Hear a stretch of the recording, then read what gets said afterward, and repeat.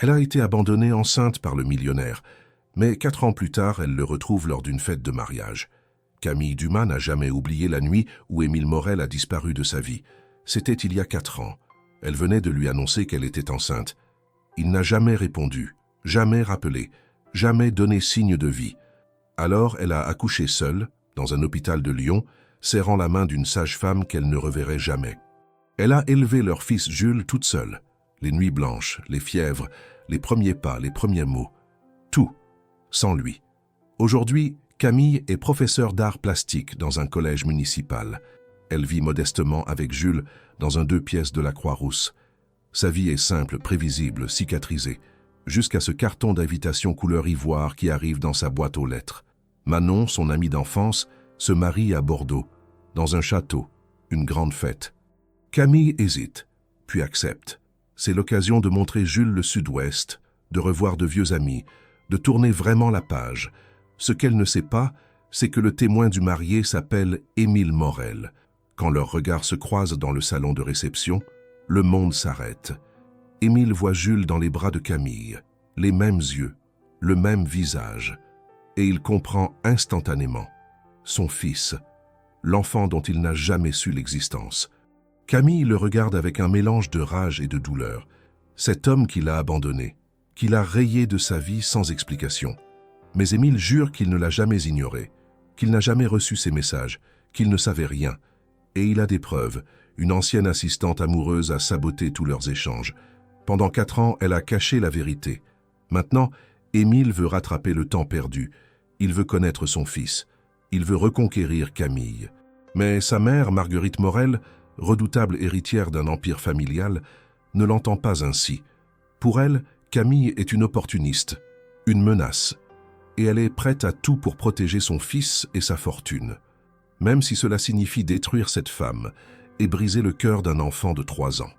Entre Lyon et Paris, entre fierté et pardon, entre passé brisé et avenir incertain, Camille devra choisir, protéger son fils de cet homme qui les a abandonnés ou lui donner la chance de devenir le père qu'il aurait toujours dû être. Une histoire de trahison, de secrets enfouis et de secondes chances impossibles, parce que certaines blessures ne guérissent jamais, à moins d'affronter ensemble la vérité qui les a causées. Le réveil sonne à 6h30. Camille Dumas ouvre les yeux dans la pénombre de sa chambre, le bras tendu vers le téléphone posé sur la table de nuit bancale. Dehors, Lyon s'éveille lentement sous un ciel gris de novembre. Les toits en tuiles rouges du quartier de la Croix-Rousse brillent d'humidité, et au loin on devine la silhouette de la basilique de Fourvière perchée sur sa colline. Camille reste immobile quelques secondes, le regard fixé au plafond fissuré, rassemblant le courage nécessaire pour affronter une nouvelle journée. Elle se lève sans bruit, pieds nus sur le parquet froid, et traverse le couloir étroit jusqu'à la chambre de Jules. Son fils dort encore, recroquevillé sous sa couette bleue ornée de dinosaures, une peluche de lion serrée contre sa poitrine. À 3 ans et demi, Jules a le visage d'un ange, des boucles châtain clair qui tombent sur son front, des cils épais, des joues encore rondes de bébé. Camille s'agenouille près du lit, pose doucement la main sur son épaule. « Jules, mon cœur, c'est l'heure. » L'enfant grogne enfouit son visage dans l'oreiller. Camille sourit malgré elle. Tous les matins, c'est le même rituel. Elle insiste avec douceur, caresse ses cheveux, chantonne une comptine qu'elle inventait autrefois pour le calmer quand il pleurait la nuit. Finalement, Jules ouvre un œil, puis l'autre, et lui tend les bras. Elle le soulève, le serre contre elle, respire l'odeur de ses cheveux, ce mélange de shampoing à la camomille et de sommeil d'enfant qui la réconforte toujours. « On va être en retard, maman ?» demande-t-il d'une petite voix ensommeillée. « Non, mon amour, on a le temps. Allez, viens, je vais te préparer ton chocolat chaud. » Dans la cuisine minuscule, Camille fait chauffer le lait dans une casserole tout en préparant le sac de Jules. Son doudou de secours, une compote, des lingettes, un change au cas où. L'appartement est modeste, mais elle a tout fait pour qu'il soit chaleureux. Des affiches encadrées de Monet et de Van Gogh qu'elle a achetées au marché aux puces décorent les murs. Des plantes vertes envahissent le rebord de la fenêtre. Sur le réfrigérateur, des dessins de Jules sont fixés avec des aimants colorés. Une maison, un soleil, 2 bonshommes bâtons qui se tiennent la main. Elle verse le chocolat dans un bol Astérix, y trempe une tartine beurrée. Jules grimpe sur sa chaise haute, les jambes ballantes. et commence à manger en regardant par la fenêtre. Dehors, les premières lumières des traboules s'allument. Des voisins passent, emmitouflés dans leurs manteaux, un sac à pain sous le bras. Lyon a ce charme particulier du petit matin, silencieux, presque intime. « Maman, pourquoi on n'habite pas dans une grande maison comme chez Léa ?» demande soudain Jules. Camille suspend son geste. Léa, c'est la fille de sa collègue Nathalie, qui habite un pavillon avec jardin à Caluire. Jules y est allé pour un goûter d'anniversaire le mois dernier, et depuis, il pose cette question régulièrement. Parce que nous, on aime notre petit nid, tu te souviens? On est bien ici, tous les deux. Et puis, regarde, on a une vue sur toute la ville. Jules hoche la tête, pas vraiment convaincu, mais il n'insiste pas. Camille sait qu'un jour, les questions seront plus difficiles. Pourquoi il n'a pas de papa? Pourquoi les autres enfants partent en vacances et pas lui? Pourquoi maman pleure parfois la nuit quand elle croit qu'il dort? À 7h45, ils sont dans la rue. Camille tient Jules par la main, le sac en bandoulière, son manteau élimé serré autour d'elle. Ils descendent les pentes pavées de la Croix-Rousse, passent devant la boulangerie-pâtissier, où l'odeur des croissants chauds embaume l'air, croisent le marchand de journaux qui leur fait un signe de la main. Jules gambade, saute par-dessus les flaques, montre du doigt un chat roux perché sur un muret. « Regarde maman, le chat de Monsieur Bernard. »« Oui, mon cœur. Dis-lui bonjour. »« Bonjour, chat. » Camille sourit. Ces petits moments, ces rituels quotidiens, c'est ce qui la tient debout. Depuis 4 ans, elle a construit une vie autour de Jules, une vie simple, parfois difficile, mais stable. Elle a appris à gérer seule les nuits blanches, les fièvres, les pleurs inexplicables, les premières dents, les premiers pas, les premiers mots. Elle a appris à être à la fois mère et père, à colmater les brèches de son cœur brisé pour que Jules ne manque de rien, ou du moins de rien d'essentiel. Ils arrivent à la crèche municipale à 8h pile, une bâtisse moderne en briques rouges avec des dessins d'enfants collés aux fenêtres. Camille signe le registre d'entrée, aide Jules à retirer son manteau, l'embrasse sur le front. « Tu vas bien t'amuser aujourd'hui, d'accord? Maman vient te chercher à 17h. Promis? » Promis. Jules lui fait un dernier câlin, puis court rejoindre ses camarades qui construisent une tour de cubes dans le coin jeu. Camille reste quelques secondes sur le pas de la porte, le regarde s'intégrer au groupe, rire, partager. Puis elle tourne les talons et reprend sa route. Le collège Saint-Exupéry se trouve à 15 minutes en métro. C'est un établissement de quartier, sans prétention, où Camille enseigne les arts plastiques depuis 3 ans. Elle aime ce travail, même si le salaire est modeste et les conditions parfois difficiles. Ses élèves sont attachants, turbulents, parfois insolents, mais elle a appris à les apprivoiser. Elle leur fait découvrir Picasso, Frida Kahlo, Banksy.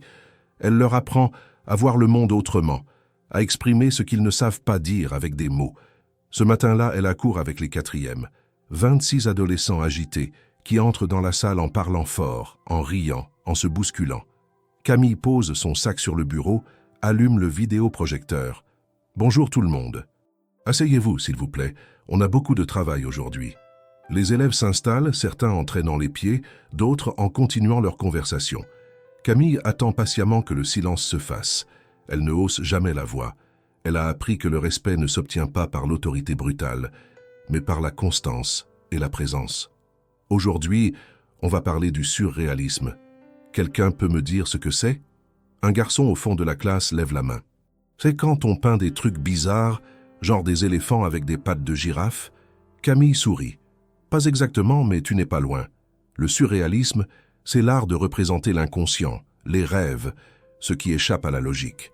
Salvador Dali, par exemple, peignait des montres molles pour montrer que le temps n'est pas une réalité fixe. Elle projette des images, la persistance de la mémoire, le fils de l'homme de Magritte, l'éléphant céleste de Dali. Les élèves observent d'intrigués, certains grimaçant, d'autres fascinés. Votre mission aujourd'hui, c'est de créer votre propre œuvre surréaliste. Prenez un objet du quotidien et transformez-le en quelque chose d'étrange, d'impossible. Laissez parler votre imagination. Les adolescents se mettent au travail. Camille circule entre les tables, encourage, corrige, félicite. Elle aime ces moments où l'art devient un langage commun, où les différences s'effacent devant la créativité. À midi, elle déjeune dans la salle des professeurs avec Nathalie, sa collègue et amie. Nathalie enseigne le français. C'est une femme énergique, bavarde, toujours au courant des derniers potins. Elles partagent un Tupperware de salade de pâtes que Camille a préparé la veille. « Alors, quoi de neuf ?» demande Nathalie en ouvrant une canette de thé glacé. « Rien de spécial. La routine. Toujours la routine avec toi. Tu ne sors jamais? Tu ne vois personne ?» Camille hausse les épaules. « J'ai Jules. Ça me suffit. » Nathalie secoue la tête. « Tu as 30 ans, Camille. Tu es belle, intelligente. Tu mérites de vivre un peu. Pas seulement pour Jules. Pour toi aussi. Je vis, à ma façon. En t'enfermant, en refusant toutes les invitations. Tu sais, Thomas, le prof de sport, il m'a encore demandé de tes nouvelles hier. Il aimerait t'inviter à boire un verre. » Camille lève les yeux au ciel. « Thomas est sympa, mais non merci, je ne suis pas prête. »« Pas prête? Ça fait 4 ans, Camille. » Justement. Le silence s'installe. Nathalie sait qu'il ne faut pas insister. Elle connaît l'histoire, enfin une partie. Elle sait que Camille a été abandonnée enceinte par un homme riche et lâche. Elle sait que cette trahison a laissé des cicatrices profondes, mais elle ne connaît pas les détails, les nuits d'insomnie, les crises de larmes silencieuses, la honte, la colère, la peur. Camille garde tout cela pour elle. « En tout cas, » reprend Nathalie d'un ton plus léger, « si tu changes d'avis, fais-moi signe. Et puis réfléchis à partir en vacances cet été. Jules adorerait la mer. On verra. » Le soir, après avoir récupéré Jules à la crèche, Camille rentre à l'appartement. Elle prépare le dîner, des pâtes au beurre et au gruyère râpées, le plat préféré de Jules, donne le bain, lit une histoire, borde son fils dans son lit. Puis elle retourne dans le salon, allume une lampe d'appoint et s'effondre sur le canapé. C'est à ce moment-là, dans ce silence lourd et familier, qu'elle remarque l'enveloppe posée sur la table basse. Elle l'avait ramassée ce matin dans la boîte aux lettres, sans y prêter attention. Maintenant, elle la prend, la retourne. Papier ivoire épais, calligraphie élégante. Son nom et son adresse écrits à l'encre noire. Elle l'ouvre. Un carton tombe sur ses genoux. Manon Girard dans Julien Lacroix ont la joie de vous inviter à célébrer leur mariage le samedi 14 novembre 2025, Château Pape Clément, Pessac, Bordeaux. Cérémonie à 15h. Réception à 18h. Camille reste figée. Manon, son amie d'enfance. Elles ont grandi ensemble à Bordeaux dans le quartier des Chartrons. Elles se sont perdues de vue après le lycée quand Camille est partie étudier les beaux-arts à Lyon. Quelques échanges sporadiques sur les réseaux sociaux, des vœux d'anniversaire, mais rien de plus. Et maintenant, un mariage. Elle relit l'invitation, le cœur serré. Bordeaux. Elle n'y est pas retournée depuis 6 ans. Trop de souvenirs douloureux. C'est là qu'elle a rencontré Émile, lors d'une soirée organisée par un ami commun. C'est là que tout a commencé, et que tout s'est effondré. Elle pose le carton sur la table, ferme les yeux. Les images reviennent, malgré elle. Émile Morel, 30 ans à l'époque, grand, élégant, le regard perçant. Entrepreneur dans la tech, héritier d'une fortune familiale. Il s'était croisé dans un bar branché du centre-ville, près de la place des Quinconces. Il l'avait abordé, charmeur, drôle, attentif. Ils avaient en parlé toute la nuit, de l'art, de la vie, de leurs rêves. Il lui avait dit qu'elle était différente des autres femmes qu'il fréquentait, qu'elle avait quelque chose de vrai. Pendant 6 mois, ils s'étaient vus en secret. Émile ne voulait pas rendre leur relation publique. Trop tôt, trop compliqué, sa famille était exigeante. Camille avait accepté, éblouie, amoureuse. Puis elle était tombée enceinte. Elle lui avait annoncé un soir, tremblante d'émotion, pleine d'espoir. Il avait pâli, lui avait demandé du temps pour réfléchir. Et puis plus rien. Plus de réponse à ses messages, plus de rappel. Le silence absolu. Elle avait essayé de le joindre pendant des semaines. 15 messages, 3 emails, un coup de fil bloqué. Rien. Il l'avait effacé de sa vie comme on efface une erreur. Alors elle était partie à Lyon, seule, honteuse, brisée. Elle avait accouché seule, élevé Jules seule, survécu seule. Camille rouvre les yeux, les joues humides. Elle essuie ses larmes d'un revers de main. Non, elle ne va pas replonger dans cette douleur. Elle a tourné la page. Émile Morel n'existe plus pour elle. C'est du passé. Mais alors, pourquoi ce carton dans ses mains lui donne-t-il envie de vomir? Le lendemain matin, Camille appelle Manon. Le téléphone sonne 3 fois avant qu'une voix joyeuse ne réponde. « Allô? Manon, c'est Camille. »« Camille, oh mon Dieu, j'espérais tellement que tu appelles. Tu as reçu mon invitation. Oui, je voulais te féliciter. Je suis vraiment heureuse pour toi.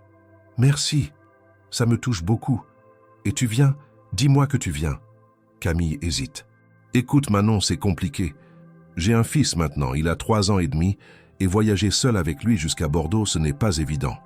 Justement, viens avec lui. Il y aura plein d'enfants, et puis j'aimerais tellement te revoir.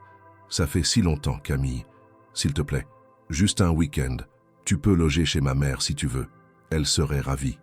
Je ne sais pas. Allez, pour moi, pour nous.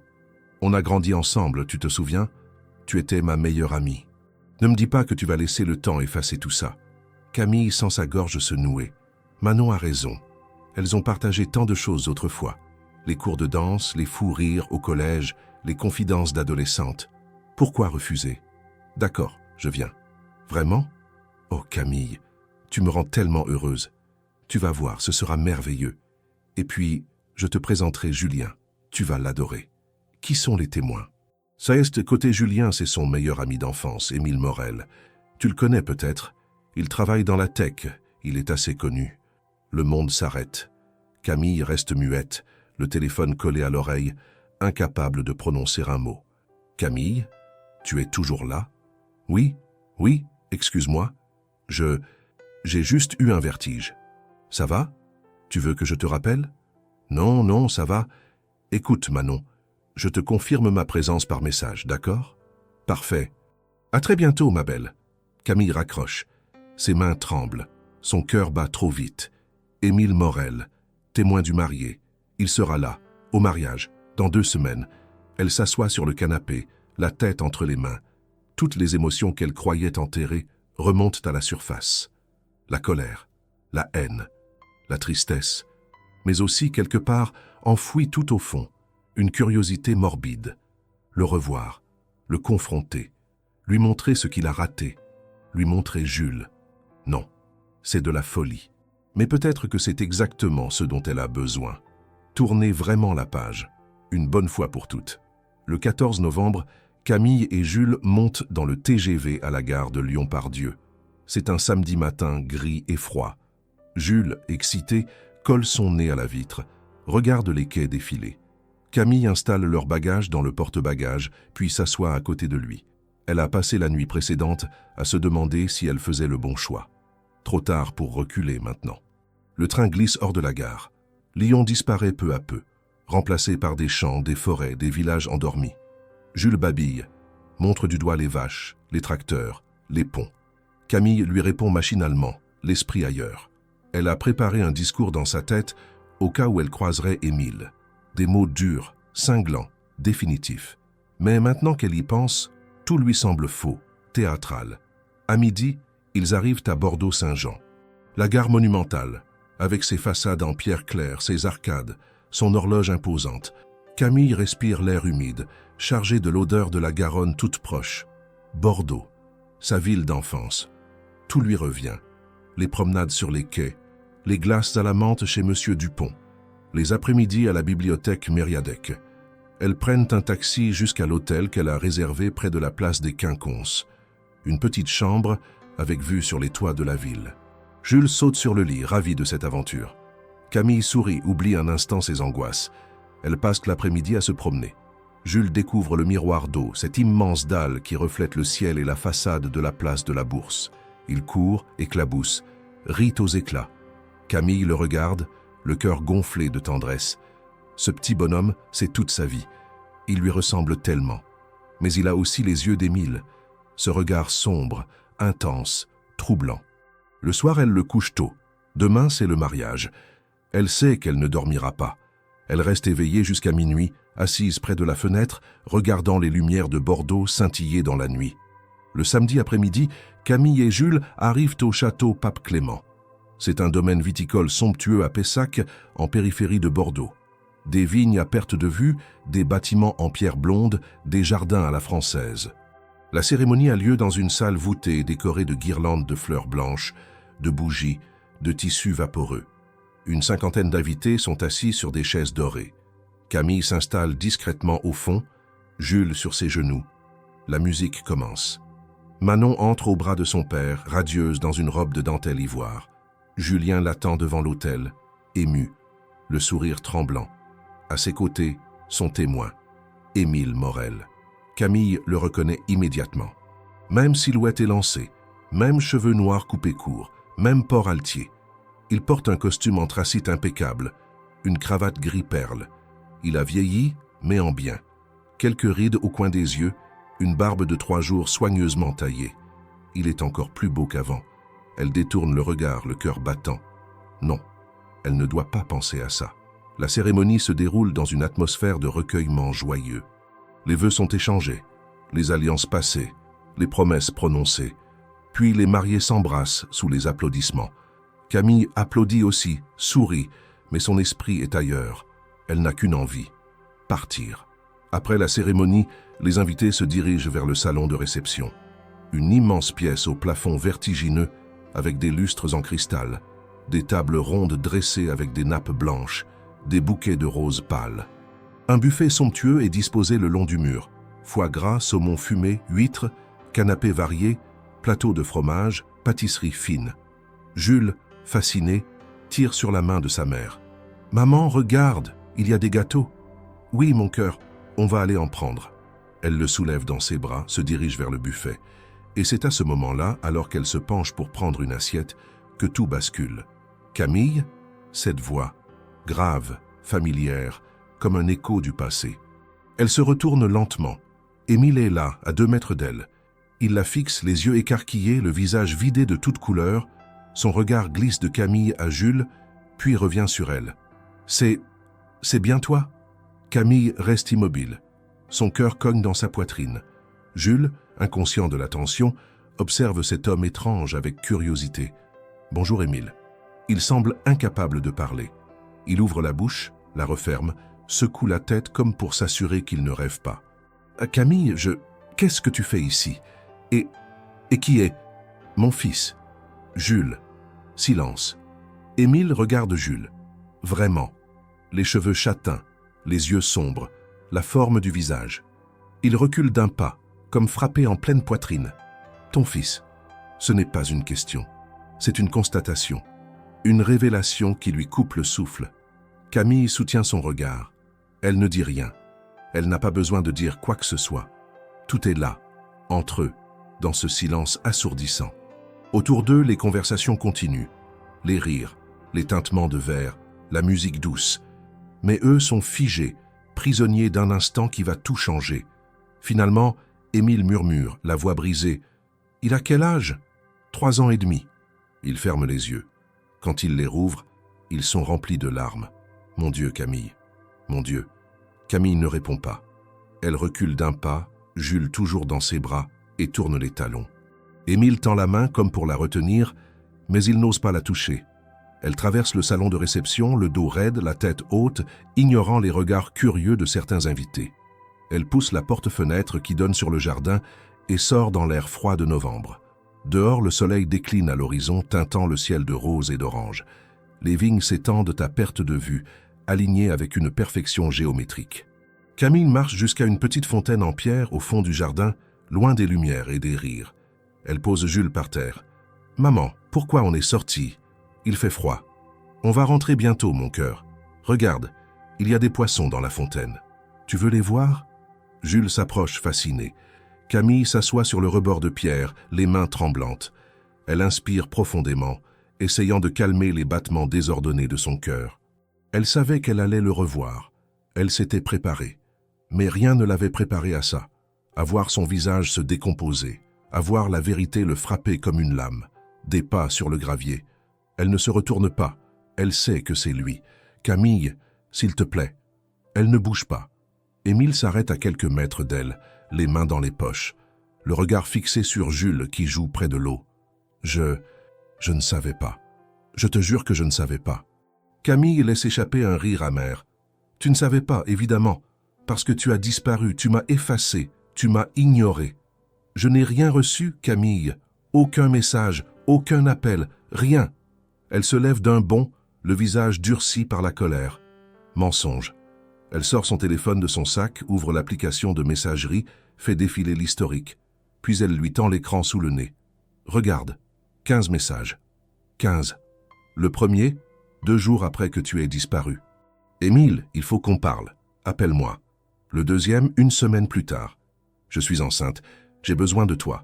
Le troisième, le quatrième, le cinquième. Tous ignorés, tous lus et ignorés. Émile prend le téléphone, les mains tremblantes. Il lit les messages un par un. Son visage se décompose. Je ne les ai jamais reçus. Je te le jure sur tout ce que j'ai de plus cher. Je ne les ai jamais vus. Arrête de mentir. Je ne mens pas. Camille, écoute-moi. Quelque chose ne va pas. Ces messages, je ne les ai jamais reçus. Et si je ne les ai pas reçus, c'est qu'il y a eu une interception. Quelqu'un m'a empêché de les voir. Camille secoue la tête, incrédule. Qui aurait fait ça? Je ne sais pas, mais je vais le découvrir. Il lui rend le téléphone, plonge son regard dans le sien. Il y a quelque chose dans ses yeux, une sincérité désespérée, une douleur si profonde qu'elle en devient presque palpable. Donne-moi 24 heures. Une journée. Laisse-moi comprendre ce qui s'est passé. Et si tu ne me crois toujours pas après ça, alors je disparaîtrai. Je te le promets. Camille hésite.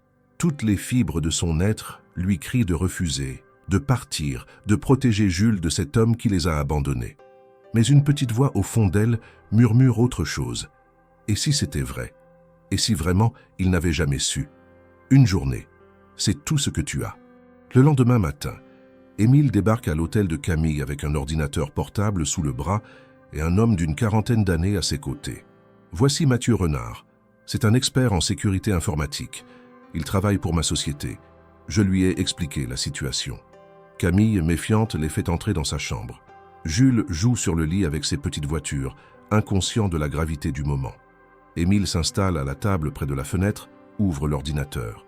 Mathieu tire une chaise, met des lunettes et se penche sur l'écran. Alors, reprend Émile d'une voix tendue, « Voici ce que j'ai fait cette nuit. J'ai consulté tous mes anciens emails, mes messages, mes historiques de notifications. J'ai retrouvé le moment exact où nous nous sommes séparés, septembre 2021. Et tu as raison, il y a bien eu des tentatives de contact de ta part, mais elles n'ont jamais atteint ma boîte de réception. » Camille croise les bras. « Comment est-ce possible ?»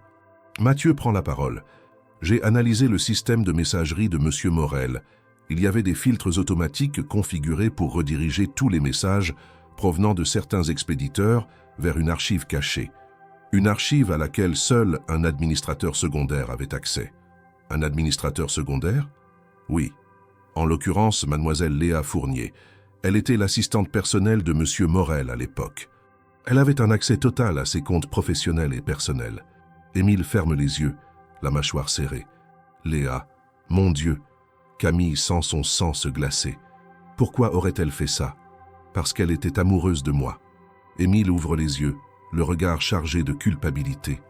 Elle ne me l'a jamais dit ouvertement, mais je le savais. Je l'ai ignorée.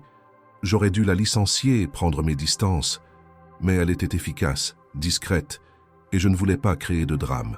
Alors j'ai fait comme si de rien n'était. Mathieu fait défiler des lignes de code sur l'écran. Regardez, voici les métadonnées des messages de mademoiselle Dumas.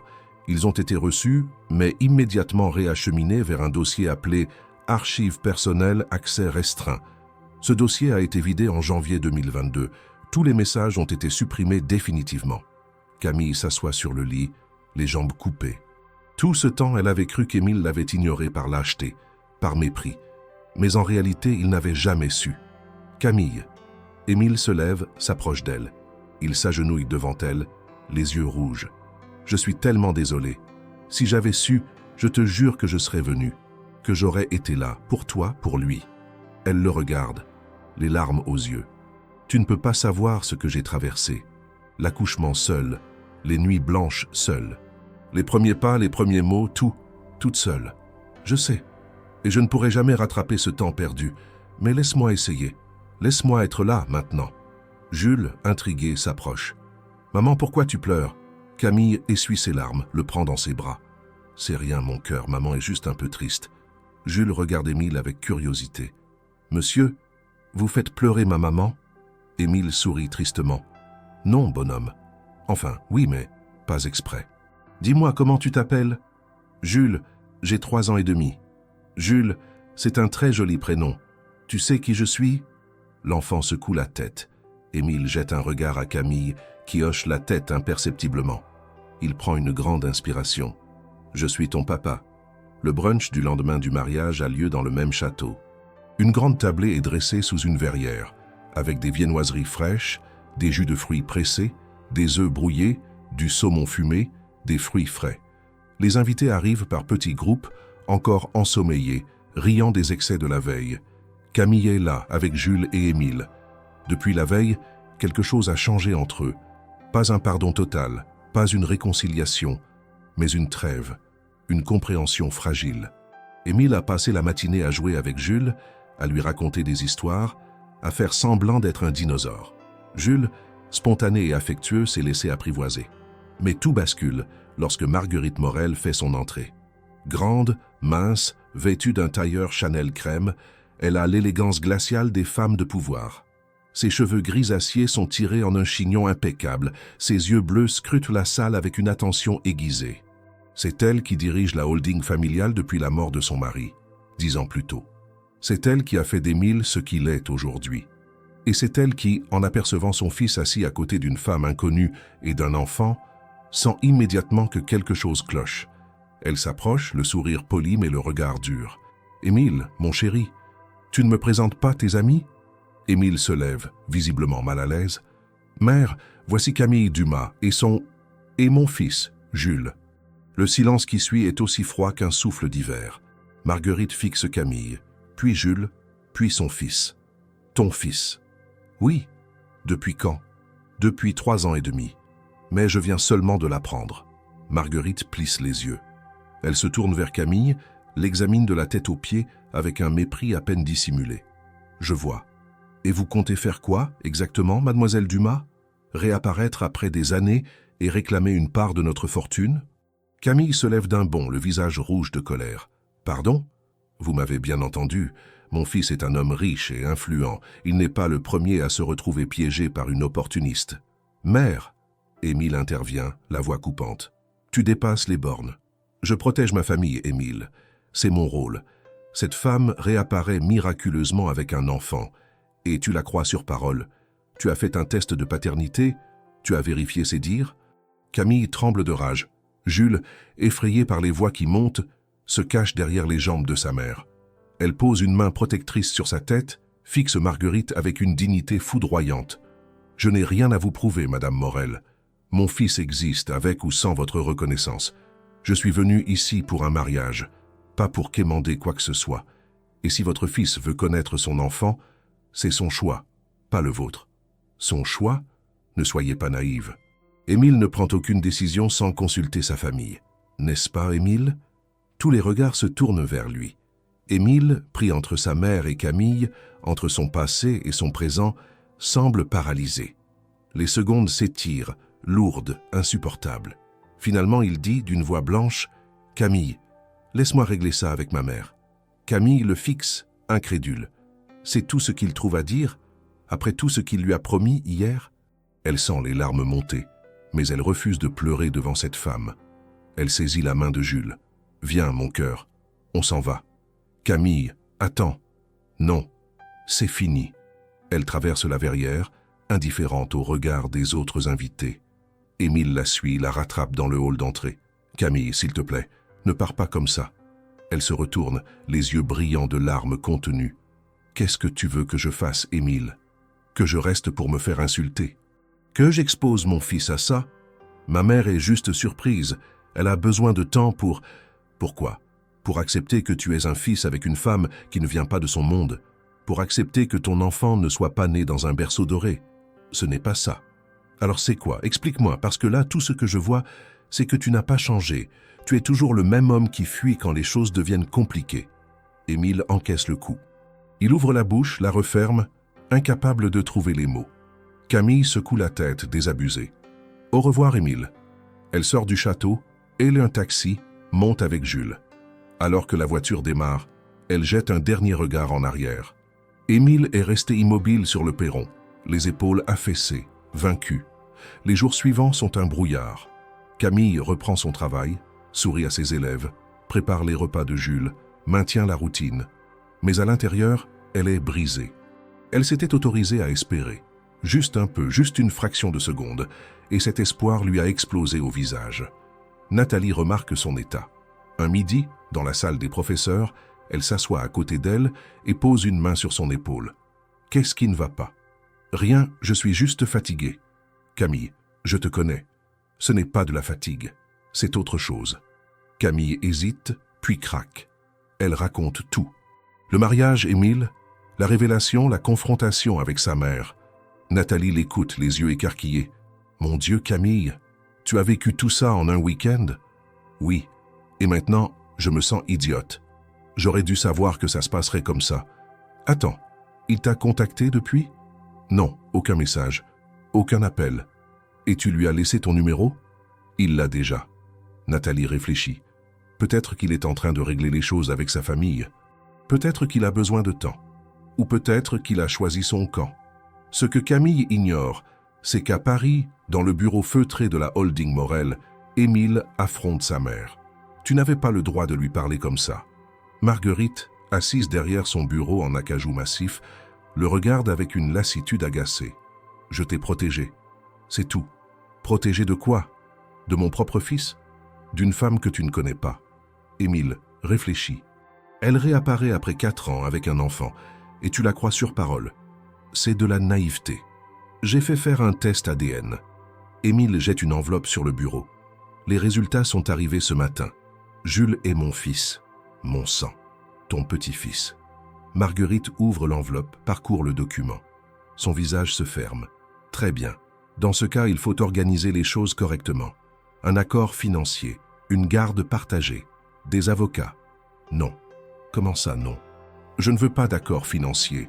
Je ne veux pas de garde partagée négociée par des avocats. Je veux être un père, un vrai père. Et comment comptes-tu faire? Cette femme vit à Lyon, dans un quartier modeste. Tu vis à Paris, tu diriges d'une entreprise. Vous n'avez rien en commun.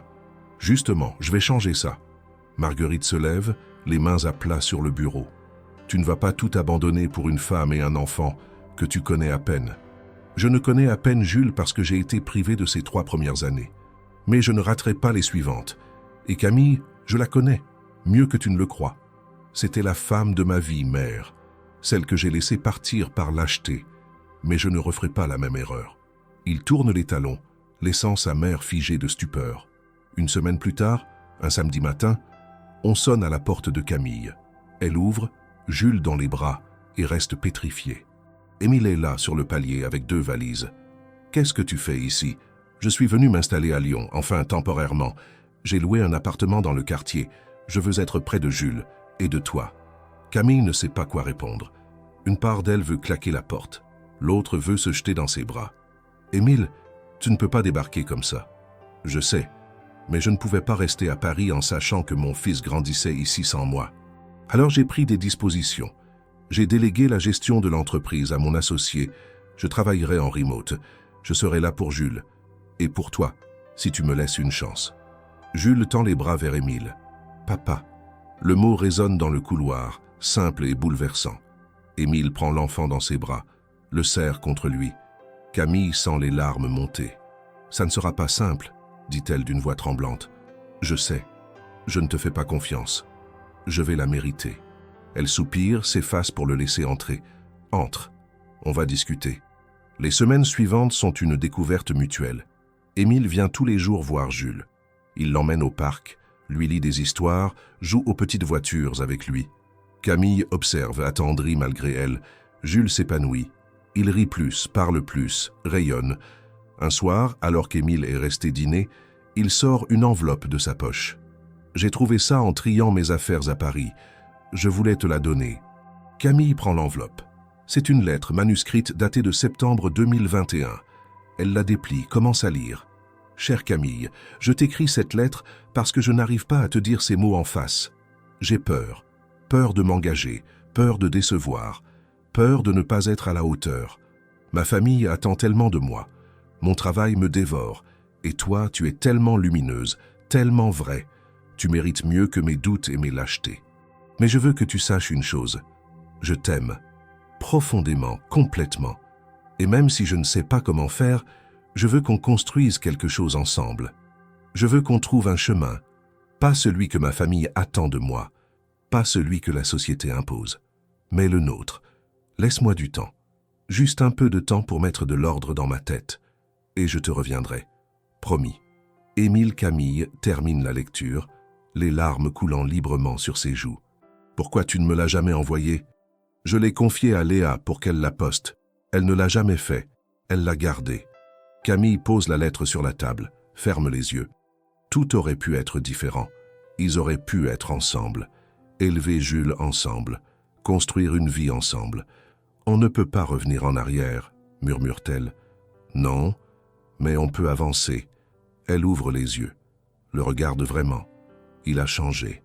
Il n'est plus le jeune homme arrogant et perdu qu'elle a connu. Il est devenu un homme, un père. Je ne sais pas si je peux te pardonner. Je ne te demande pas de me pardonner. Je te demande juste de me laisser essayer. 3 mois passent. Émile est devenu une présence constante dans la vie de Camille et Jules. Ils dînent ensemble plusieurs fois par semaine. Ils passent les week-ends au parc, au musée, parfois à la campagne. Peu à peu, Camille se surprend à attendre ses visites, à sourire quand elle entend sa voix, à repenser à ce qu'ils ont été autrefois. Un soir de février, après avoir couché Jules, ils restent assis sur le canapé, une tasse de thé à la main. La neige tombe dehors, silencieuse. « Camille, » dit Émile, en posant sa tasse sur la table basse, « j'ai une proposition à te faire. » Elle se tourne vers lui, le cœur battant. « Quelle proposition? »« Viens vivre avec moi, toi et Jules. J'ai trouvé une maison à louer dans le 6e arrondissement. 3 chambres, un jardin proche de ton école. Tu garderais ton travail, ta liberté, mais on serait ensemble. Une vraie famille. » Camille reste silencieuse. C'est tentant, tellement tentant. Mais la peur est toujours là, tapie au fond d'elle. Et si ça ne marche pas? Et si tu te lasses? Et si un jour tu décides que c'est trop compliqué et que tu disparais encore? Je ne disparaîtrai plus. Jamais. Comment peux-tu en être sûr? Émile prend sa main, la serre doucement. Parce que j'ai déjà perdu 4 ans. Parce que j'ai raté les premiers pas de mon fils, ses premiers mots, ses premiers rires. Et je ne raterai plus rien. Je veux être là pour tout. Les bons moments et les mauvais. Les joies et les galères. Tout. Camille sent les larmes monter. J'ai peur, Émile. Moi aussi. Mais on affrontera cette peur ensemble. Elle le regarde, cet homme qu'elle a aimé, haï, pleuré. Et elle réalise qu'elle l'aime encore. Peut-être qu'elle ne l'a jamais cessé de l'aimer. D'accord, on essaie.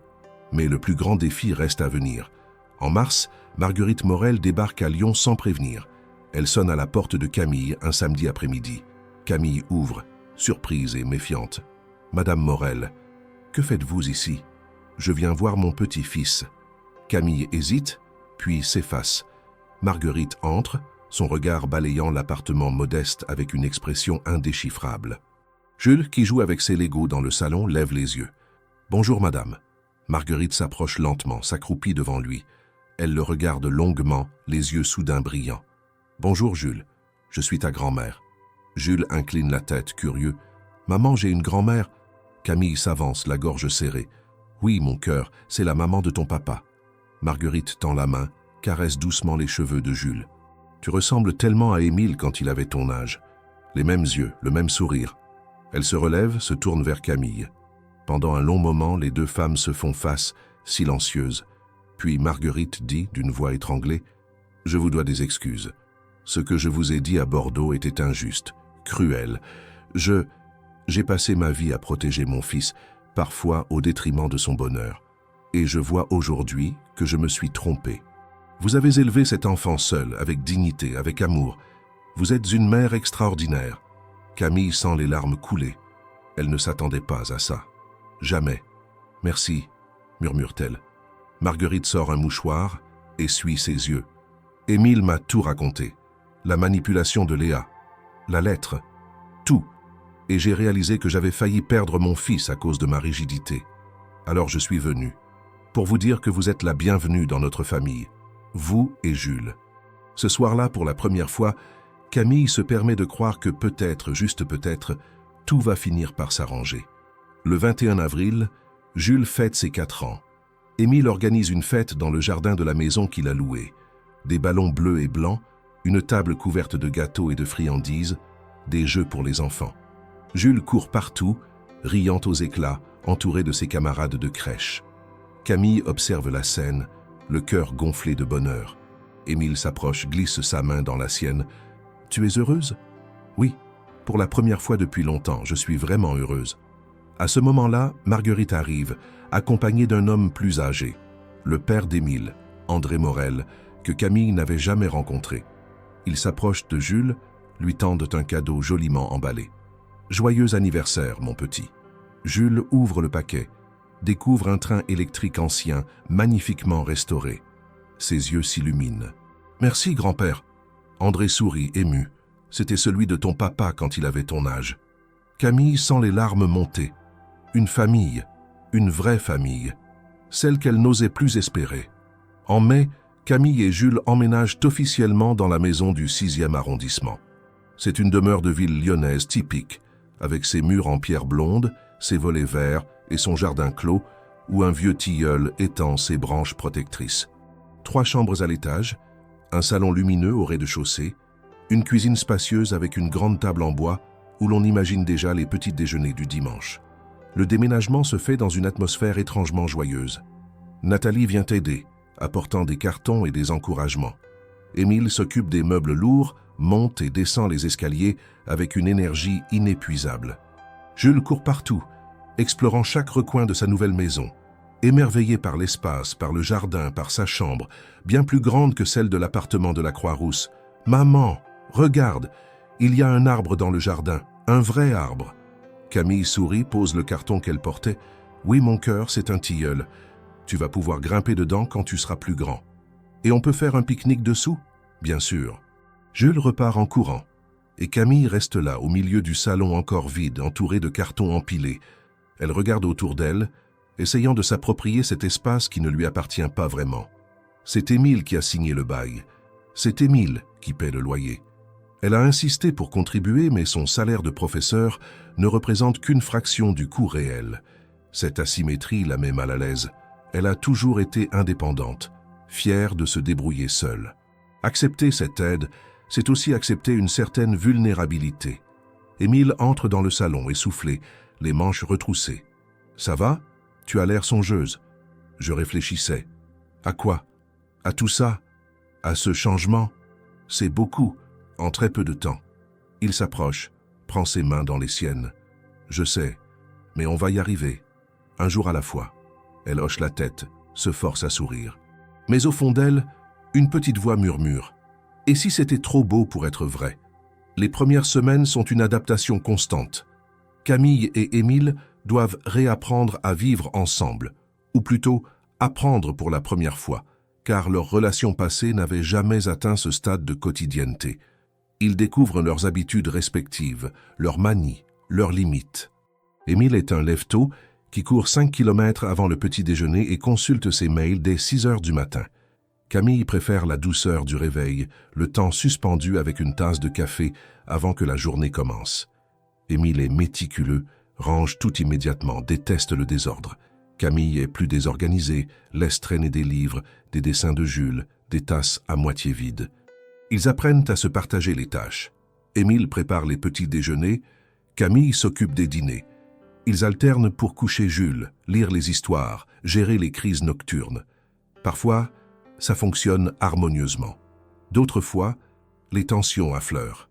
Un soir, Camille trouve Émile en train de réorganiser les placards de la cuisine selon un système de rangement ultra précis qu'elle trouve complètement excessif. Émile, ce n'est pas un bureau, c'est une maison, justement. Si on organise correctement, on gagne du temps, ou on perd du temps à tout étiqueter au lieu de vivre. Il soupire, range un dernier bocal. Je sais que je suis un peu maniaque, mais c'est juste ma façon de garder le contrôle. Contrôler quoi ? Tout, ma vie, mon environnement, mes émotions. Il se tourne vers elle, le regard vulnérable. J'ai passé tellement d'années à tout maîtriser, Camille. Et maintenant, je vis avec toi et Jules, et c'est merveilleux, mais c'est aussi terrifiant, parce que je ne contrôle rien. Je ne peux pas contrôler tes sentiments.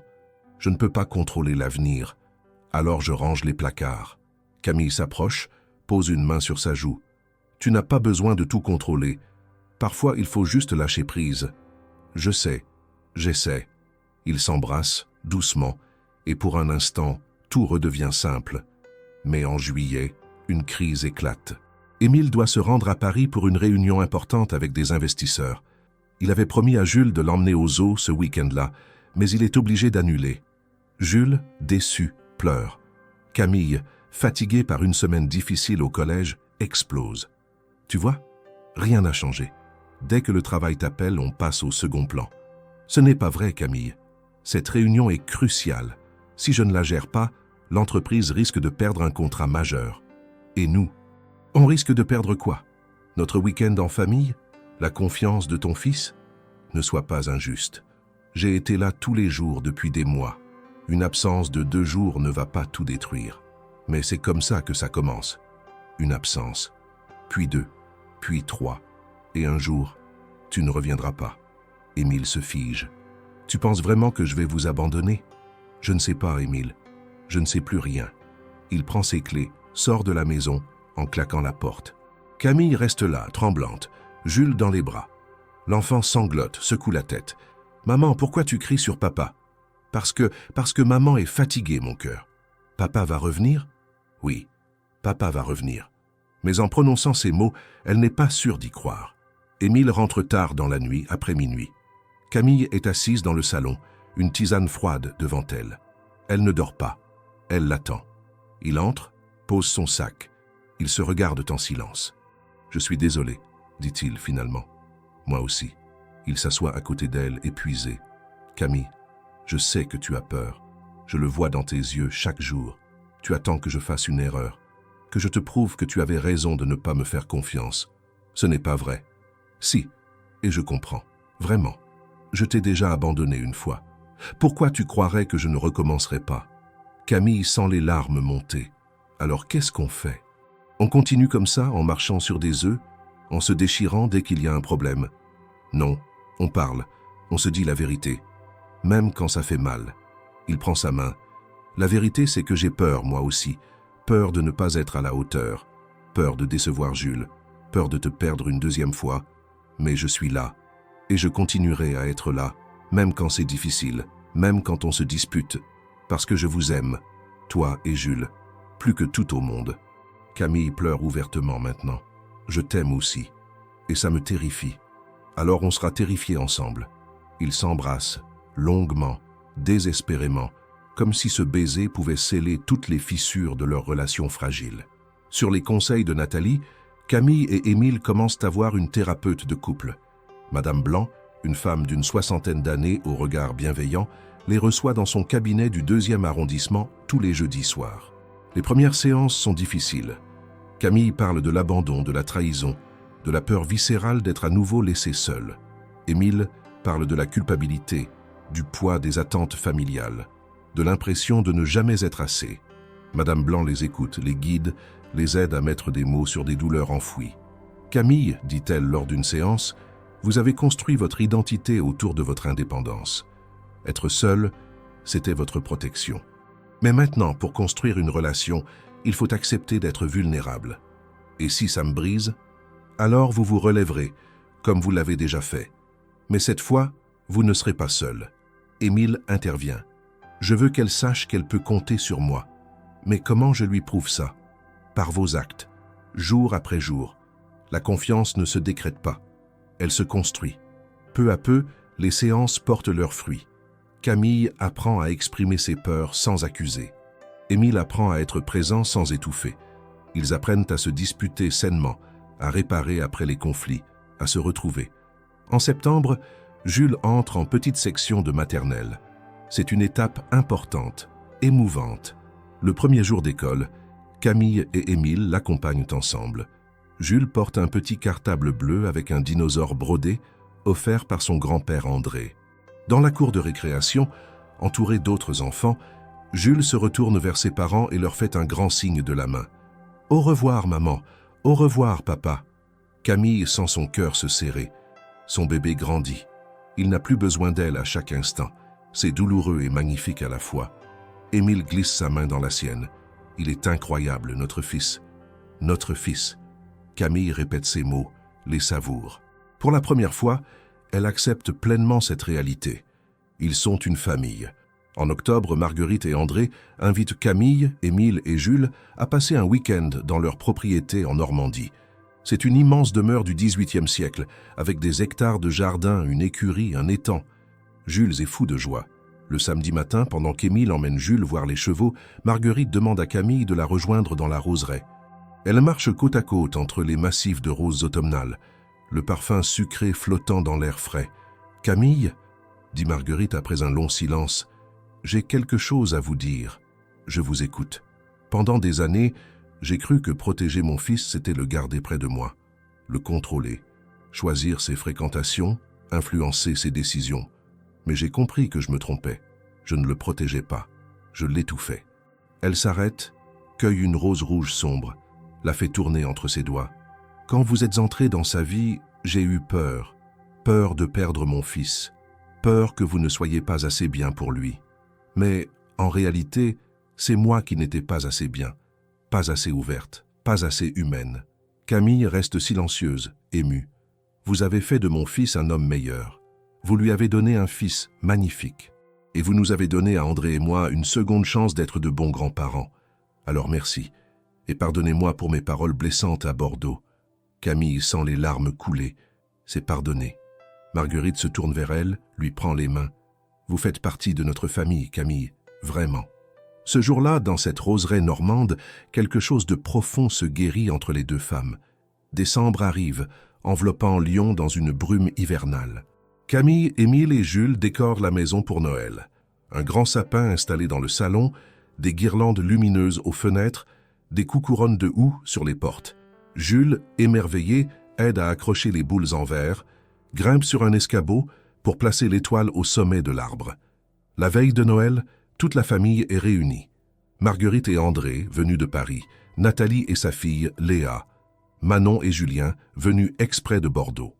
La grande table de la cuisine déborde de plats, foie gras, saumon fumé, dinde farcie au marron, bûches glacées. Les rires fusent, les verres s'entrechoquent. Jules court partout en distribuant des câlins. Après le dîner, quand Jules est couché, les adultes restent au salon autour de la cheminée où crépite un feu de bois. Émile se lève, demande l'attention. « Je voudrais dire quelque chose. Cette année a été la plus difficile et la plus belle de ma vie. J'ai découvert que j'avais un fils. J'ai retrouvé la femme que j'aime. J'ai réappris ce que signifie être une famille. Et je vous remercie tous d'être là ce soir. » Il se tourne vers Camille, les yeux brillants. « Mais surtout, je te remercie, toi, pour ta force, pour ton pardon, pour avoir accepté de me laisser une place dans votre vie, à toi et Jules. Je ne mérite peut-être pas cette chance, mais je ferai tout pour la mériter chaque jour. » Camille se lève, s'approche de lui, l'embrasse devant tout le monde.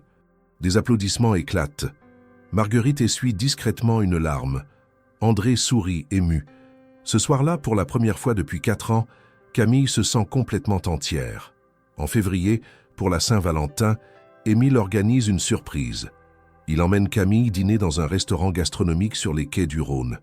Jules reste avec ses grands-parents, ravis de cette soirée spéciale chez eux. Le repas est exquis, l'ambiance intimiste. Ils parlent de tout et de rien, rien se tiennent la main par-dessus la table. Camille porte une robe noire simple mais élégante qu'Émile lui a offerte pour l'occasion.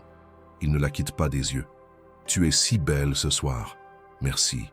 Toi aussi. Camille, j'ai quelque chose pour toi. » Il sort une petite boîte de sa poche. Camille sent son cœur s'accélérer. Une bague? Déjà? Elle n'est pas sûre d'être prête.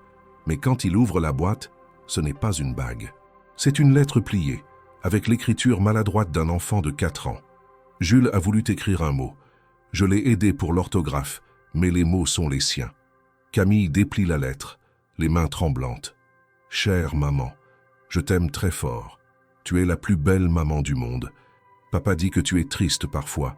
Moi, je veux que tu sois toujours heureuse. Papa aussi, il t'aime. Il me l'a dit.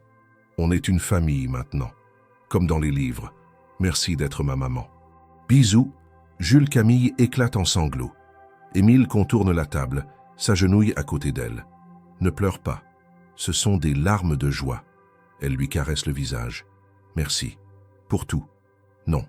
Merci à toi. » En avril, par un dimanche ensoleillé, ils décident de passer l'après-midi au parc de la Tête d'Or.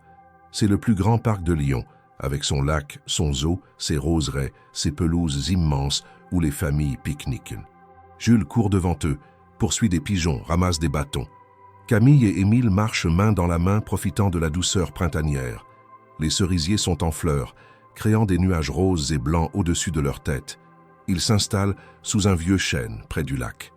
Émile sort un panier de pique-nique. Sandwich, fruits, gâteaux, jus de fruits. Jules mange goulûment, puis repart jouer sur la pelouse. Soudain, Émile se lève, appelle Jules. L'enfant revient en courant. « Oui, papa ? Jules, tu te souviens de ce dont on a parlé ce matin ?»« Oui. » Émile sort une petite boîte en velours bleu de sa poche, la tend à Jules. L'enfant la prend, les yeux brillants, et se tourne vers sa mère. « Maman, papa m'a dit que les mamans et les papas qui s'aiment très fort, ils se marient, et nous, on t'aime très fort. Alors, tu veux te marier avec nous ?» Il ouvre la boîte.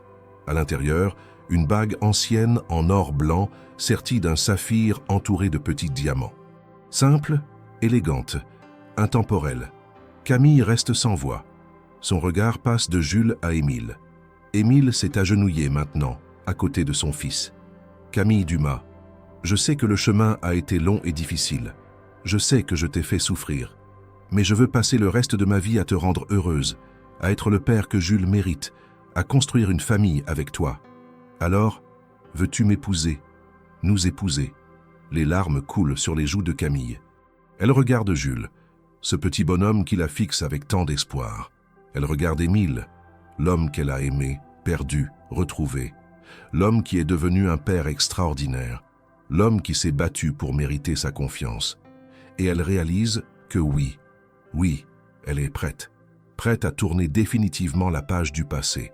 Prête à construire l'avenir. Oui, je veux vous épouser. Jules pousse un cri de joie, se jette dans ses bras. Émile glisse la bague à son doigt, l'embrasse longuement. Autour d'eux, quelques promeneurs applaudissent, touchés par la scène. 1 an plus tard, en mai, Camille et Émile se marient dans une petite chapelle de campagne près de Lyon. C'est une cérémonie intime, avec seulement la famille proche et quelques amis. Camille porte une robe en dentelle crème, simple et raffinée. Jules est habillé comme un petit prince, fier de son rôle de porteur d'alliance. Marguerite et André sont au premier rang, rayonnants.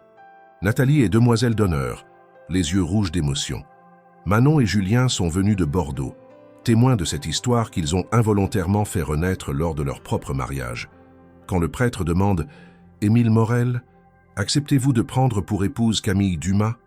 Émile répond d'une voix claire « Oui, je le veux. » Camille Dumas, acceptez-vous de prendre pour époux Émile Morel? Camille regarde cet homme qui a parcouru tant de chemins pour être ici aujourd'hui. Elle pense à tout ce qu'ils ont traversé, les mensonges, les trahisons, les douleurs, mais aussi les guérisons, les pardons, les reconstructions. Oui, je le veux. Les alliances qui sont échangées, le baiser scelle leur union. Jules applaudit frénétiquement. La réception a lieu dans le jardin de leur maison. Des tables dressées sous les arbres, des guirlandes lumineuses suspendues aux branches, un buffet généreux, de la musique douce. La nuit tombe doucement sur Lyon, teintant le ciel de rose et de violet. À un moment, Camille se retrouve seule près du tilleul, observant la scène. Jules joue avec Léa, la fille de Nathalie. Émile discute avec son père, la main posée affectueusement sur son épaule. Marguerite rit aux éclats avec les autres invités. Nathalie s'approche, 2 coupes de champagne à la main. Elle en tend une à Camille. « Alors, Madame Morel, comment ça fait ?» Camille sourit. Étrange, merveilleux, effrayant, tout à la fois. « Tu es heureuse ?»« Oui, vraiment. Tu le mérites. » Elles trinquent, boivent en silence. Puis Nathalie ajoute « Tu sais, je suis fière de toi. Tu as transformé une histoire brisée en quelque chose de beau. On a transformé, ensemble. Émile, moi, Jules. On a tous fait le chemin. C'est ça l'amour. Ce n'est pas l'absence de douleur. C'est la capacité à guérir ensemble. 3 ans plus tard, en août, la famille Morel passe les vacances dans une maison louée à Annecy, au bord du lac. Jules a maintenant 7 ans. Il a une petite sœur, Emma, 2 ans, aux boucles blondes et aux yeux espiègles. Un matin, Camille se réveille dans la chambre inondée de soleil. Par la fenêtre, elle voit le lac scintiller, les montagnes se découper dans le ciel bleu.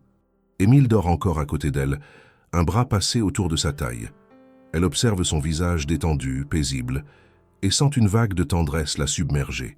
Elle se lève doucement, enfile un peignoir, descend au rez-de-chaussée. Jules est déjà debout, en pyjama, en train de dessiner à la table de la cuisine. Emma joue avec ses cubes dans le salon. « Bonjour mon grand, tu es réveillé depuis longtemps ?»« Non, je faisais un dessin pour papa. » Camille s'approche, regarde le dessin. C'est une maison, un jardin, 4 bonshommes, papa, maman, Jules, Emma et un chien. Ils n'ont pas de chien, mais Jules en réclame un depuis des mois. C'est magnifique, papa va adorer. Émile descend à son tour, Emma dans les bras. Il embrasse Camille, ébouriffe les cheveux de Jules. « Qu'est-ce qu'on fait aujourd'hui ?»« On pourrait aller au lac, » propose Camille. « Faire du pédalo, pique-niquer. »« Oui, oui !» Jules saute de sa chaise, et c'est ainsi qu'il passe la journée. À pédaler sur le lac sous le soleil doux, à rire quand Emma éclabousse tout le monde, à manger des sandwichs assis sur une couverture dans l'herbe, à être une famille. Le soir, après avoir couché les enfants, Camille et Émile s'asseoirent sur la terrasse, une tisane à la main écoutant le chant des grillons. « Tu sais, dit Camille, parfois je repense à cette soirée à Bordeaux, quand je t'ai revu après 4 ans. J'étais tellement en colère, tellement blessé. Je ne pensais pas qu'on pourrait arriver ici. » Émile prend sa main, la porte à ses lèvres. « Moi non plus, mais tu m'as donné une chance. Et ça a tout changé. Non, on s'est donné une chance. Mutuellement. C'est vrai. » Il reste silencieux un moment, regardant les étoiles s'allumer une à une dans le ciel noir. « Émile ? Oui ? Merci. Pour avoir été patient. Pour avoir tenu ta promesse. Pour être resté. Merci à toi. Pour avoir été assez courageuse pour pardonner. Pour avoir cru qu'on pouvait guérir. » Camille pose sa tête sur son épaule. « Je t'aime. Je t'aime aussi. Plus que tout. » Et dans cette nuit d'été, au bord du lac d'Annecy, Camille comprend que le bonheur n'est pas l'absence de souffrance. Ce n'est pas une ligne droite, un conte de fées. C'est un chemin sinueux fait de chutes et de relèvements, de douleurs et de guérisons. C'est accepter que l'amour soit imparfait, fragile, humain. Et choisir, malgré tout, de le construire jour après jour. Elle ferme les yeux, écoute le souffle régulier d'Émile, le murmure du vent dans les arbres, le clapotis lointain du lac. Et elle se dit que oui, finalement, elle est arrivée là où elle devait être, chez elle, dans les bras de l'homme qu'elle aime, entourée de ses enfants, en paix avec son passé, confiante dans son avenir. Enfin, vraiment, heureuse.